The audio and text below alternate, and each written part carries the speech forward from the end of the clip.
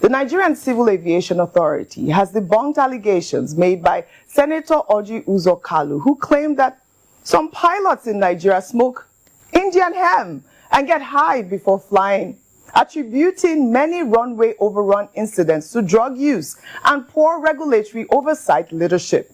The allegations were made during plenary as senators debated a motion on strengthening aviation safety in Nigeria. Kalu criticized aviation regulatory agencies, including the NCAA, for allegedly failing to properly monitor pilots' leadership. Let's take a look.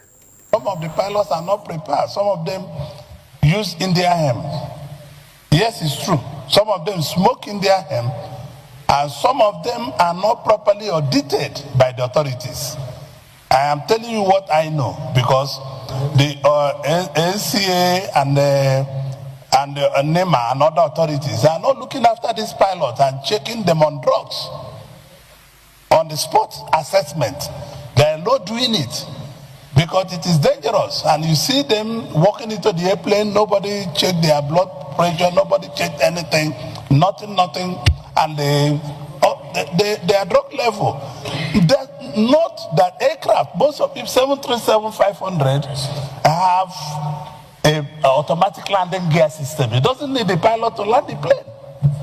What needs to land the plane is the computer, autopilot.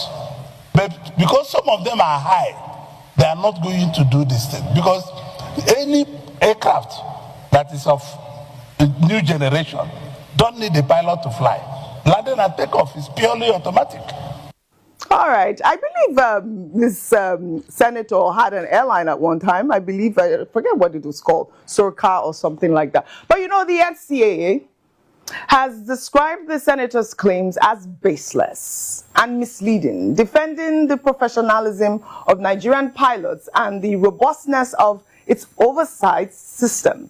The Director General of NCAA, Chris Najomo, in a statement insisted that all licensed pilots in Nigeria undergo rigorous medical, professional, and safety checks before being cleared to fly, adding that no pilot can operate a Nigerian registered aircraft without holding both a valid pilot license and current medical certificate, with commercial and airline transport pilots requiring Class 1 medical certificates issued after comprehensive aero-medical evaluation. I believe that, you know, the Association of Pilots have also responded. I sent to Festus Kiyamo. He was quite appalled that, you know, the senator was making such, you know, as it appears, baseless claim. You were saying something, Ayo, were you, or did you quickly? Yes, you guys were speaking about it.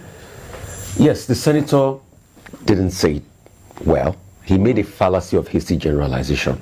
Fallacy of hasty generalization. Yeah. So he generalized too hastily, and he exaggerated. But the question, based on empirical facts, was there a case where cannabinol was found and narcotic was found in the blood of a pilot after an incident in this country? And an air hostess. And an air hostess? Yes, there was.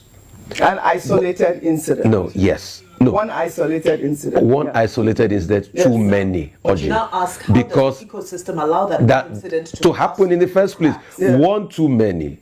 Have you watched the movie Flight? No, hang on a minute. With Denzel Washington in it? Let me finish. Yeah, it happens everywhere. You say one isolated incident, yes. An airplane overshot the runway by a mile. That could have led to very, very bad disaster.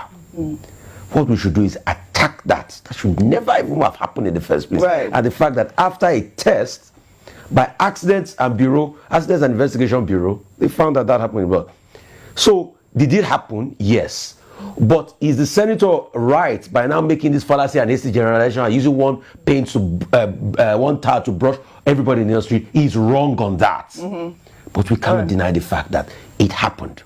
All right. Well, that was one incident that happened. But did you guys listen I was going to to the say that response by the the NCAA's response they have said given that a robust they response. do Yes. random checks, and there will always be people that fall through the cracks. Yes. Even in the most developed of nations where they have very sophisticated methods of random checks, whether it be in the sports industry, whether it be the security agents or enforcers, it happens. And so I think it's quite dangerous, especially for a man of his standing, to stand on the floor of the Senate, the hallowed chamber of the Senate, and make assertions that are misleading and could cause reactions that are not palatable, especially attacking the aviation industry, particularly because a lot of work is being done. And that's why I'm glad that the NCAA came out, because you know I'm saying that when it comes to Nigeria and the way that enforcement is done, people latch onto these bad stories very quickly. Correct. And you can now spread the news, and that's why some headlines say Nigerian pilots are on drugs. And it's false. It's false. So for him to make that statement, I think it was important, and which the NCAA did,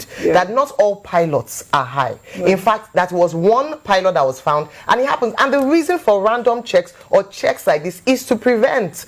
You can prevent. I think also speaks to a deeper issue of the prevalence of drug abuse as a nation generally, and that's one thing that we should talk about as well. So I think that it is important that it has been debunked, and we should not just paint an entire, call pilots that. So whenever you want to go on a plane, you want to be smelling the breath from you on a lighter note. But I think it's important, that they came out to the they came out to the robust response and the medical rigor for each person, for the pilot that it goes through by the NCAA. I think it was in order. All right, well said, Ayo, well said. Now let's